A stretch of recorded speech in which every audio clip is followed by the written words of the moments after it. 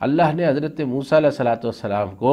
9 نشانیاں دے کر بھیجا فرعون اور اس کی قوم کی طرف۔ تم ایک نشانی کی بات کرتے ہو، خدا نے 9 نشانیاں ان کو دکھائیں، لیکن کیا ہوا؟ وَجَحَدُوا بِهَا وَاسْتَيْقَنَتْهَا ظُلْمًا وَعُلُوًّا، فرمایا کہ وَاسْتَيْقَنَتْهَا أَنفُسُهُمْ ظُلْمًا وَعُلُوًّا، کہ یہ جو فرعون اور اس کے ساتھی تھے ان کو یقین ہو گیا کہ یہ جو کچھ بھی حضرت موسیٰ علیہ السلام بیان کر رہے ہیں ہے تو یہ حق، لیکن اس حق کے حق ہونے کا اگر ہم بات اس کی تسلیم کر لیں، اس مسئلے کو توحید کے، آخرت کے، رسالت کے درست تسلیم کر لیں، اس کا نتیجہ ہمارے حق میں یہ ہوگا کہ ہمیں اپنی خود مختاری سے دستبردار ہونا پڑے گا، ہمیں اپنی دنیا سے دستبردار ہونا پڑے گا، ہمیں اپنے اللہ تللے جو ہے ان سے دستبردار ہونا پڑے گا۔ تو ان کے جب جی کے اندر یہ بات یقینی طور پر ان کو معلوم ہو گئی، اور اللہ ہمیشہ عذاب تبھی نازل کرتا ہے کہ بھئی یہ جو کچھ کہہ رہے ہیں موسیٰ علیہ السلام یہ ہے حق، لیکن ہم اس لیے نہیں مانتے کہ ہمارے ظلم اور سرکشی کے اوپر جو ہے وہ قدغن عائد ہو جائے گی، اس لیے انہوں نے انکار کیا۔ تو اللہ نے فرمایا ہم نے ان کے فسادیوں کو فساد کی سزا دے دی۔ یہ ایک حضرت موسیٰ علیہ السلام کے دشمن کا انجام بیان کیا، یہ اصل میں ایک پیغام ہے نبی علیہ السلام کے دشمنوں کے نام۔ اس کے بعد دوسری بات جو ہے وہ حضرت داؤد اور سلیمان علیہ السلام کو اللہ نے جو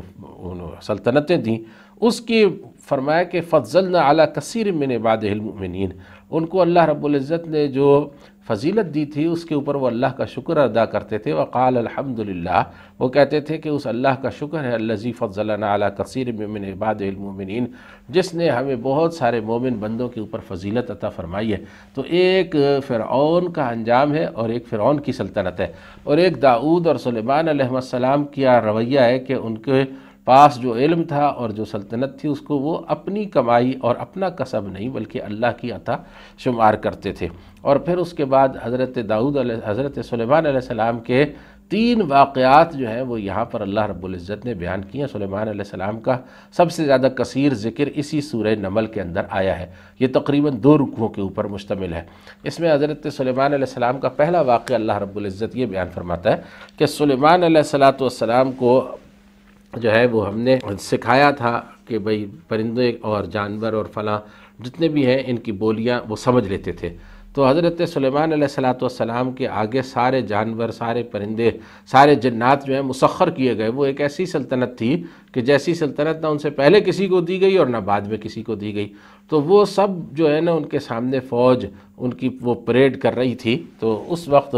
چیونٹیاں جو ہے وہ اپنے بلوں سے باہر پھر رہی تھیں۔ جب وہ وادی میں پہنچے تو اس وادی کے اندر جب ان کی فوج داخل ہونے لگی تو چیونٹیوں کی سردار بولی کہ یا ملکہ چیونٹی بولی کہ بھئی اپنے اپنے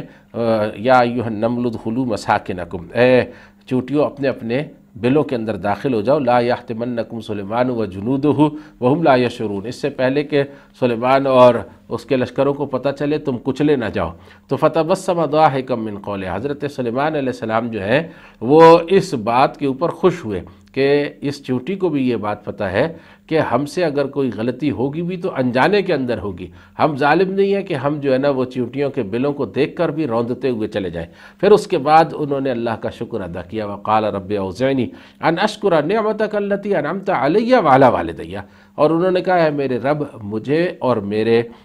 والد پر جو آپ نے نعمتیں کی ہیں ان کا شکر ادا کرنے کی توفیق عطا فرما، اور میں اس طرح سنبھال لے کہ وَأَنْ أَعْمَلَ صَالِحًا تَرْضَاهُ، اور میں اتنا نیک عمل کروں کہ جو تجھے راضی کرتے۔ ایک طرف اللہ کے ایک بندے کا یہ طرز عمل ہے۔ اس کے بعد دوسرا واقعہ جو ہے وہ یہ بیان کیا حضرت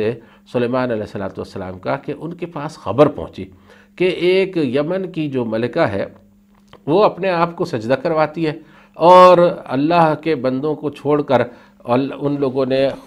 وہ اللہ کو چھوڑ کر اللہ کے بندوں کو انہوں نے اپنا جو ہے نا وہ خدا بنایا ہوا ہے۔ تو وہ حضرت سلیمان علیہ السلام رہ نہیں سکے، انہوں نے فوری طور کے اوپر اس کے نام ایک خط لکھا اور اس کے اندر لکھا کہ انہ من سلیمان و انہ بسم اللہ الرحمن الرحیم اللہ تعالی علی واتونی مسلمین، کہ تم لوگ سرکشی ترک کر دو اور میرے پاس سر تسلیم خم کر کے آؤ تاکہ میں تمہیں دین کی دعوت دوں اور دین سمجھاؤں۔ اس کے بعد حضرت سلیمان علیہ السلام نے ایک مجلس منعقد کی جس میں ظاہر ہے کہ انسان بھی ہوں گے، جنات بھی ہوں گے، ہو سکتا ہے وہ صرف جنوں ہی کی مجلس ہو، جس میں سلیمان علیہ السلام نے کہا کہ کون جو ہے وہ ملکہ بلقیس کے آنے سے پہلے، ملکہ سبا کے آنے سے پہلے اس کا تخت میرے پاس لے آئے گا۔ تو ایک جن جو ہے یا ایک جنات کا سردار جو ہے وہ یہ کہنے لگا کہ میں آپ کے پاس آپ کے کھڑے ہونے سے پہلے اس کو لے آؤں گا۔ تو جس آدمی کے پاس علم تھا کتاب کا، اس نے کہا کہ میں آپ کے پلک جھپکنے سے پہلے اس کو لا کر یہاں کھڑا کر سکتا ہوں۔ تو حضرت سلیمان علیہ السلام نے جب دیکھا کہ وہ تخت جو ہے وہ بلقیس کا یا ملکہ سبا کا وہ ان کے سامنے کھڑا ہے، تو انہوں نے کہا کہ ھذا من فضل ربی، یہ میرے رب کا میرے اوپر فضل ہے، لیبلونی اشکر ام اکفر، وہ اس لیے میرے اوپر اتنا فضل کر رہا ہے کہ مجھے آزمائے کہ میں ناشکری کرتا ہوں یا شکر گزار ہو جاتا ہوں۔ ومن شکر فانما یشکر لنفسہ، اور جو کوئی بھی شکر کرتا ہے تو وہ اپنی جان کے بھلے کے لیے شکر کرتا ہے۔ ومن کفر فان ربی غنی کریم، اور جو کوئی ناشکری کرتا ہے تو میرا رب جو ہے وہ غنی اور کریم ہے، یعنی بہت بے پرواہ ہے، اس کو کسی کے ناشکری کرنے کی کوئی پرواہ نہیں ہے، اور وہ عزت والا ہے، بڑی ہی شان والا ہے۔ اس کے بعد حضرت سلیمان علیہ السلام نے یہ پھر شکر ادا کی۔ اس کے بعد پھر حضرت سلیمان علیہ السلام کے پاس وہ عورت آئی تو اس کو آپ نے اسلام کی دعوت دی، یہاں تک کہ وہ مسلمان ہو گئی۔ تو اور اس نے یہ کہا کہ رب انی ظلمت نفسی واسلمت مع سلیمان للہ رب العالمین۔ تو حضرت سلیمان علیہ السلام کو اتنی عظیم الشان سلطنت عطا کی اللہ نے، اور اس کے نتیجے میں سلیمان علیہ السلام کی زبان مبارک پر ہر وقت اللہ کا شکر اور اللہ کی حمد و ثنا جاری رہی۔ اور دوسری طرف تمہارے پاس جو ہے مشرکین مکہ کے پاس وہ کیا سلطنت ہے، اس کی کیا حیثیت ہے، وہ ایک شہر سے باہر جو ہے وہ تمہارا اقتدار کوئی پہچاننے والا نہیں، تو تمہاری یہ صورتحال ہے کہ تم اللہ اور اللہ کے فرشتوں سے بھی ٹکر لینے کے لیے تیار ہو۔ اس کے بعد پھر دوسرا اس کے اندر جو ایک کردار اللہ رب العزت نے 3 حکمرانوں کا دکھایا، اس کی طرف بھی تھوڑی سی توجہ کرنے کی ضرورت ہے۔ پہلا جو کردار ہے وہ تو فرعون کا ہے، حق دیکھ لیا، سمجھ لیا، پہچان لیا، انکار کر کے اور ہلاک ہو گیا۔ دوسرا کردار صاحب سلطنت حضرت سلیمان علیہ السلام کا ہے، حق ملا اور حق کو فوراً اللہ کی طرف منسوب کیا اور شکر گزار ہو گئے۔ تیسرا کردار جو ہے وہ ایک ایسی صاحب سلطنت عورت کا ہے کہ جو پہچانتی نہیں تھی کہ اللہ کون ہے اور اللہ رب العزت کی دعوت اور تعلیم جو ہے وہ کیا ہے، لیکن جب اس کے سامنے حقائق منکشف ہوئے اور اس کی آنکھوں کے اوپر سے پردہ ہٹا تو اس نے اس حق کو قبول کرنے میں ذرا سا بھی کوئی پس و پیش نہیں کیا۔ یہ ہے وہ معاملہ جو کہ بلقیس کا معاملہ یا ملکہ سبا کا معاملہ، یہ تینوں سلطنتوں کے اللہ رب العزت نے نمونے ان کے سامنے رکھ دیے۔